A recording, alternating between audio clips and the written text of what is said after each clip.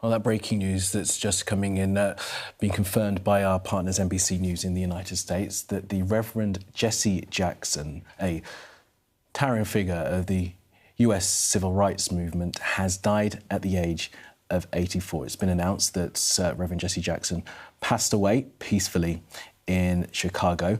His family say surrounded by loved ones. Now, Jesse Jackson's career spanned at least 7 decades, going all the way back to the late 50s, early 1960s, when he was a protege of Dr. Martin Luther King Jr. He worked all the way through the 60s and 70s civil rights movements, those bus boycotts, those marches in Salem and other places, as he fought for black people in America to have the same rights as their white counterparts. Remember, this was a time when Jesse Jackson was working in those early days where there was effective segregation in the southern states of the United States. Black people weren't able to access schooling. Black people weren't even able to go to the same restaurants as white people. Black people had to sit on the back of buses.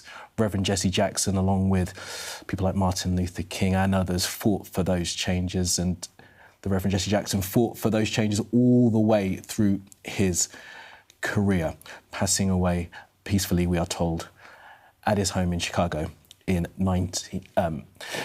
earlier today. He was 84. He also came to greater national prominence in the 1980s. He ran twice unsuccessfully to be the Democratic nominee for president, once in 1984, and then perhaps more memorably, certainly for me anyway, in 1988, where he, for many people, stood out as a candidate whose perhaps time had come. There would be a black candidate put forward by the Democratic Party for president. Of course, that did not come to pass, and it was another over 15 years until the Democrats were able to put a black candidate forward for president. That man was Barack Obama, who, of course, went on to become president in 2008, historically.